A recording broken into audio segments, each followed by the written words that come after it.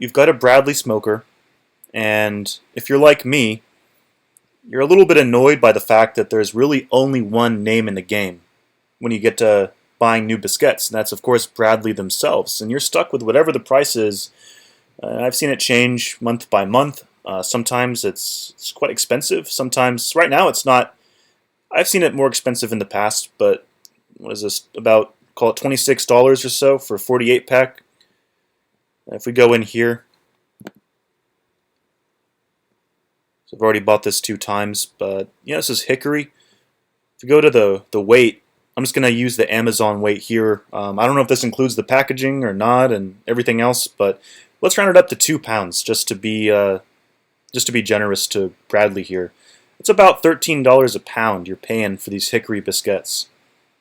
Imagine if you could get a 40-pound bag of hickory sawdust for $40, which is $1 a pound, so 13 times cheaper, again being a little bit generous to Bradley. If we could pull that off, that would be pretty nice, and I'm always looking for ways to save money. So the idea is that you just mix this up with a little bit of potato starch in almost boiling water. That kind of creates your binder. You can pack it into your own biscuits. And I'm not going to take credit for this because there's already quite a few people that have done this on YouTube and in other web forums. I think there's a Bradley forum where it's been discussed, and people have definitely done it with success. The problem is that requires building some huge mechanical frame, and you're going to need to be getting into bench vise presses and things like that to try and make it work. There's just a lot of labor. So my spin on this, and the reason I'm making this video, is I think we can 3D print something that's going to do the same thing. And you don't have to necessarily go to Home Depot and spend your whole afternoon putting together some kind of rigid frame just to make a few biscuits. It could quickly add up, especially with the price of wood these days. So I had a gander at making a 3D printable model, and this is my Rev A right here. And before I go any further, I want to point out the elephant in the room, which is that you might not have a 3D printer. I don't want this to alienate you, because a lot of times these days you can find a 3D printing service. A lot of people have 3D printers. You have probably a buddy or a coworker. Let's look at the design. So this is again a Rev A prototype. And if I'm posting this video, it's because it worked. If it didn't work, I would never upload this. So if you're seeing this, we're in good shape. This is in 3 pieces. I'm calling this the female down here at the bottom. There's a male arbor here at the top, and then a follower in the middle.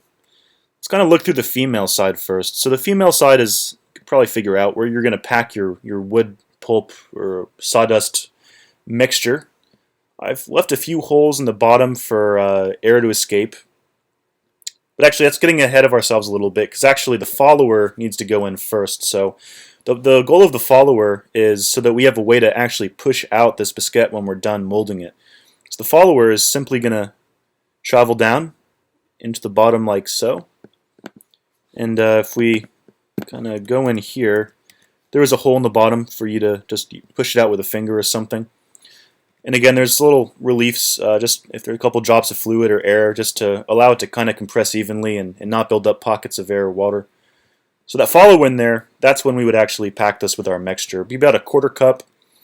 And then the male half, as you could probably work out, simply comes in like that. And when these 4 legs make contact, then you're done. I took some measurements off of a biscuit, and that's how I set this up. So this goes in. You could use a bench vise. You could use a floor jack against a hard point. Maybe it's like the bottom of your car. I don't know. Be creative. Maybe a big C-clamp would be enough. We're going to find out. Right now, I have this 3D printing, and when it's done, I'll cut over to my cell phone and I'll take a video of that. But here it is in my slicer. So I've got all 3 pieces here on my print bed. This fits on a standard Ender 3 size printer, which is, I think it's 235 by 235 millimeter nominal build plate. I wanted to design it so that, again, this is a size of printer that a lot of people have. It's very common, so you can print it all in one go. As you can see, it's a better part of 13 hours. In my case, I know that it's going to be a little bit faster for me because I'm running a Clipper firmware on my printer with very high accelerations. But anyway, let me cut over to the printer, and then we will come back. Here's our print in progress. It's right around 15% at the moment. And I decided to use PLA for my prototype. I've got quite a bit that I'm just trying to use up. Just cheap filament that I had. I would definitely be using PETG, nylon, or even ASA for this print normally, but again, it's a prototype. I just want to confirm fitment and just do a few tests with it. So it's yeah, it's quite a beefy wall thickness. I'm using a 0.6 millimeter line width and 0.28 millimeter layer height. I'm not trying to make it look pretty. I just want it to be strong and print relatively quickly. Reckon I've got another 8 or 9 hours left on this print. So when this is done, we'll move over to the kitchen and mix up some of that sawdust. Here's our completed 3D print. So follower again goes into the female half, which you can see here. It's a hole in the bottom. This just goes right on in down like that until the peg is flush with the bottom of the female side. My only thing I would probably change in the next revision is this is a little bit too small for the average finger, so you got to use something like a screwdriver to finish the job there, but not a big deal. And then of course the male half right on like that. This is really solid. So I'd have no qualms using a floor jack, a vise, anything like that if I had to get that last little bit. But anyway, we're going to test this out now. I'll see you in the kitchen, and we'll mix up a couple batches of wood pulp stuff.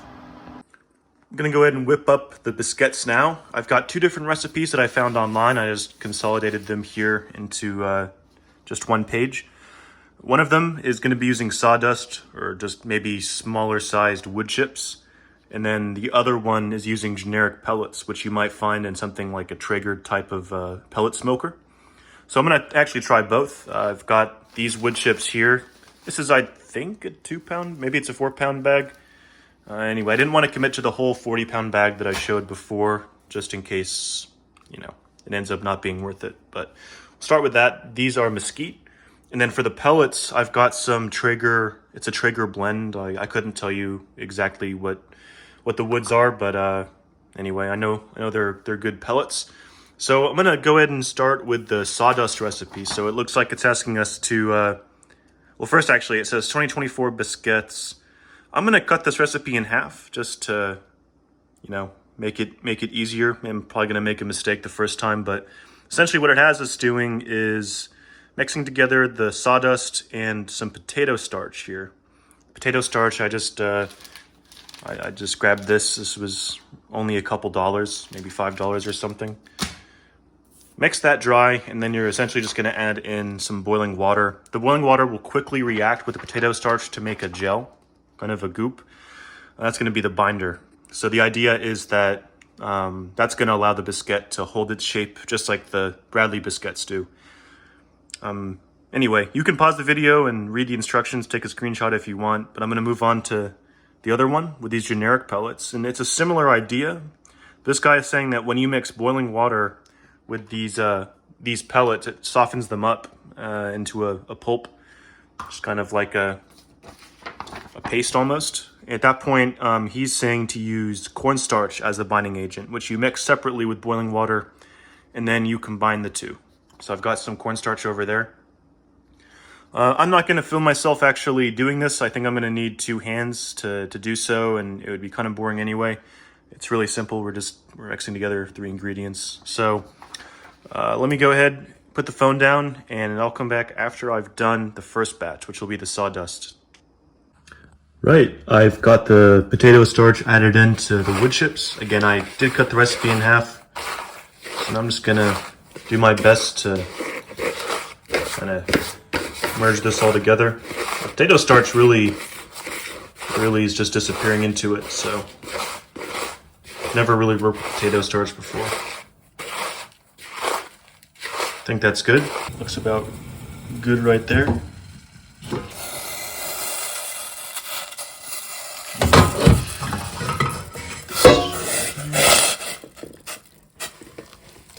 right, I'm gonna give this a good stir and we'll come back. Seems pretty well stirred to me. I've got it pretty much homogeneous. There's no more dry pockets or anything left. What you do at this point is, of course, we're gonna fill the press. And what I'm going to do is, I read online that they say about a quarter cup is kind of your target. A little bit less is probably okay. A thinner biscuit isn't going to hurt because, as we know, a lot of times when it pushes the next biscuit out, there's still a lot of wood remaining on the previous one. So you'll get a little bit less waste if you go a little bit lighter on the amount to go in. I'm just going to dump this right in. This is hand on my heart the very first time that I've used this and done any of this.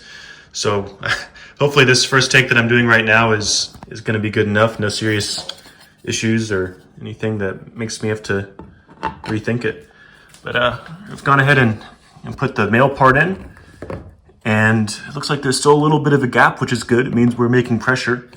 What I'm going to do is actually just I'm just going to stand on it. Oh yeah, it's bottomed out. Okay.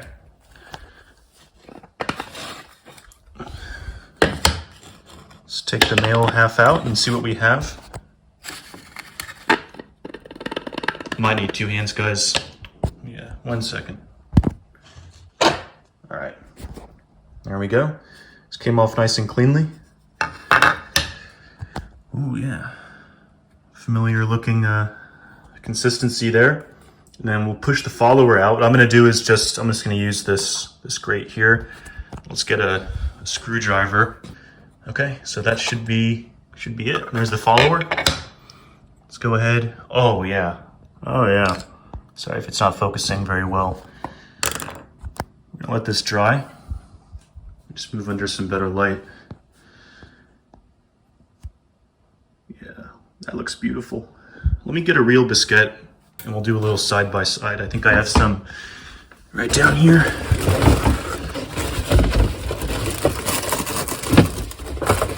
Yeah. So as far as our diameter and thickness, that's pretty much on the money. So I can do that.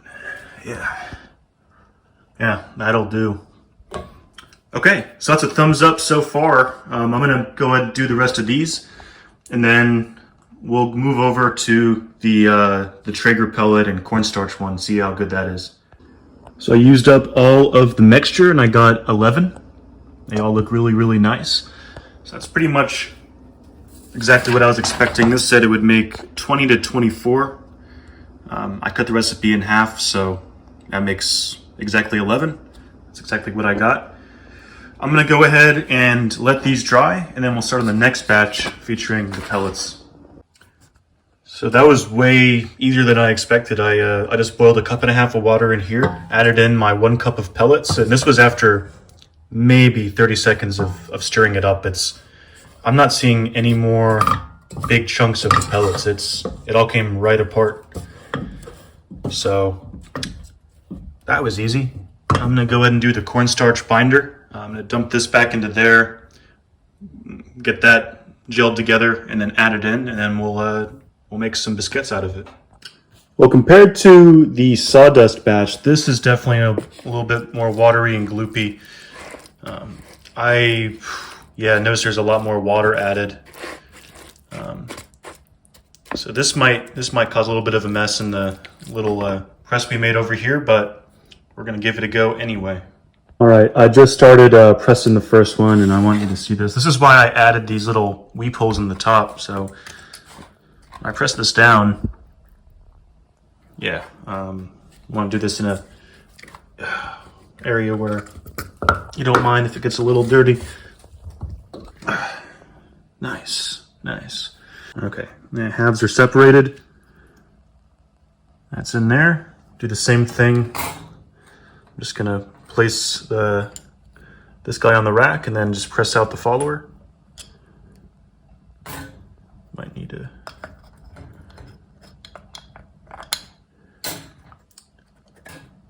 There. How's that look?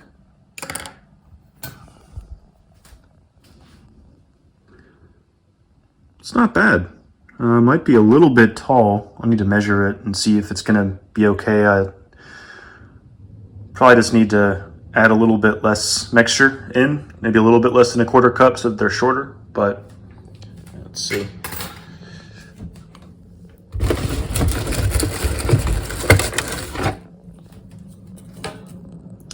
Yeah, he's gonna have to go back.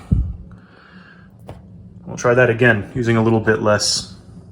So I've got this wrapped up here. Unfortunately, there was a cost. It's gonna be more cleanup than the first method, but nonetheless, we've got 12.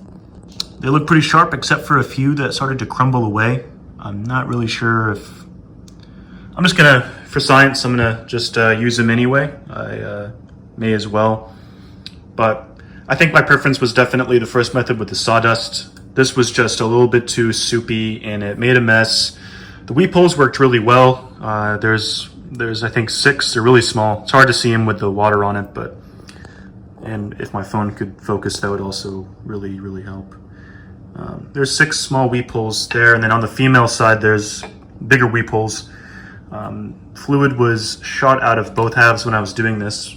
I guess that is a positive thing about this method, was that I didn't have to ever use my my leg or a vise or anything like that to compress it. Because it's a wetter mixture, I could do everything right here on the countertop and just press down with 2 hands and it would pop out just like that. But yeah, obviously you get a little bit of a mess to go with it. So what I would do in the future, personally, because I do have a big bag of Traeger pellets, would just be to maybe mix that up with some starch. I'd probably use the potato starch. It seemed to do a better job at holding it together.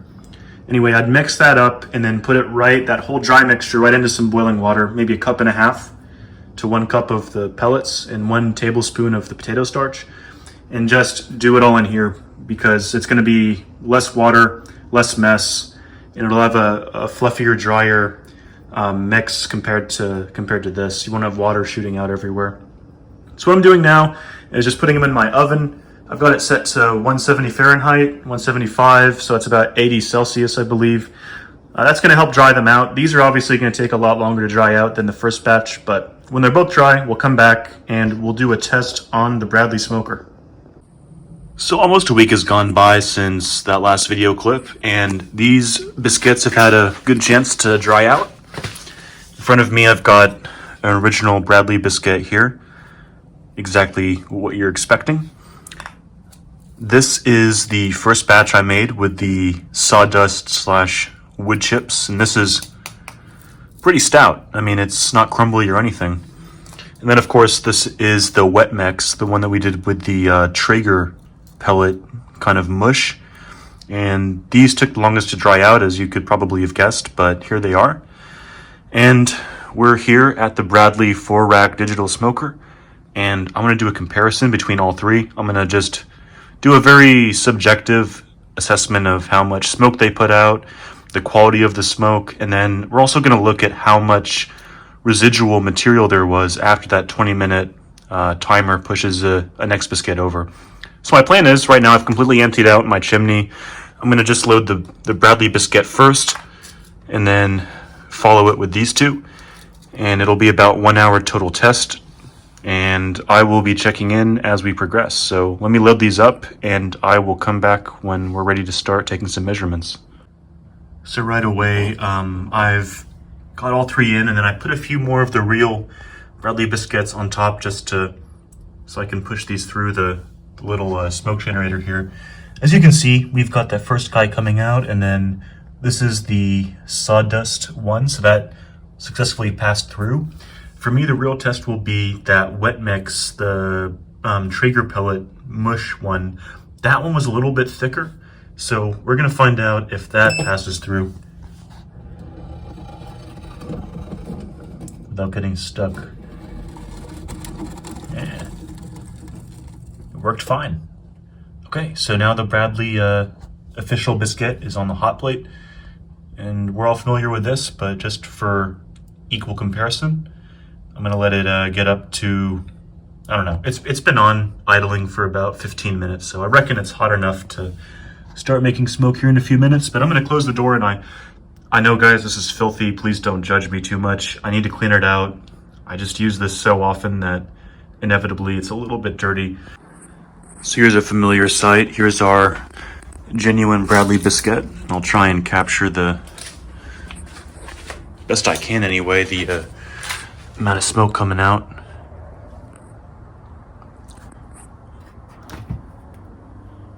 Oh yeah, nice. It's not really thick and heavy, acrid, bitter smoke. It's just right, which is the whole point of the Bradley Smoker ecosystem.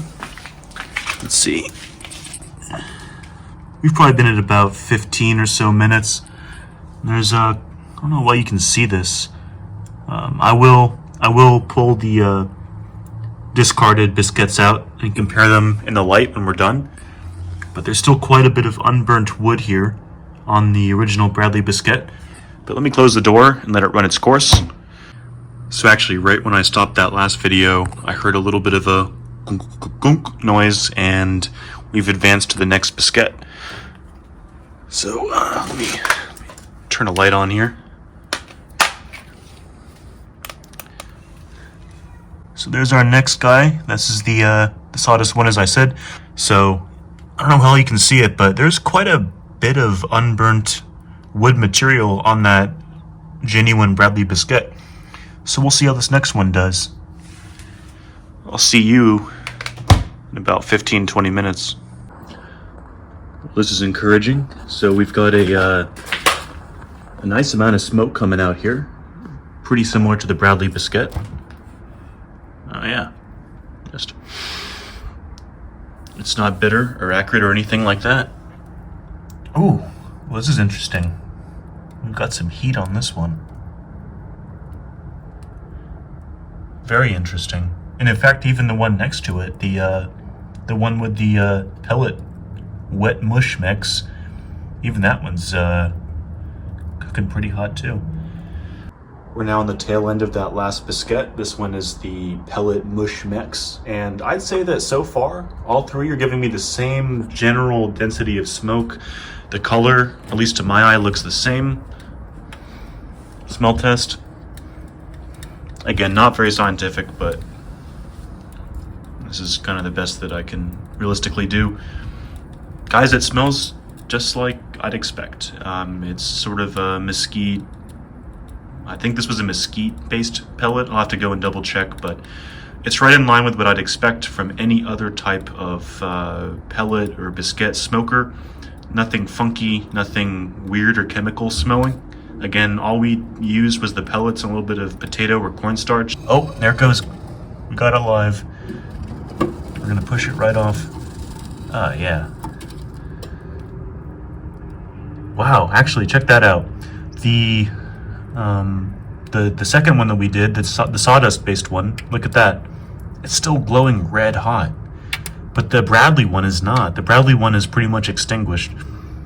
So with that, I'm gonna turn the smoker off. Oh yeah, check that out. So this one that's right there, right where the tip of my light is, that was the second one, the sawdust one. When I moved this tray, it shook off all the ash on the outside, and there's like a little core of smoldering material. Really interesting. That second one, the one that we watched a minute ago, just dropped right off. I suspect that'll be doing the same thing.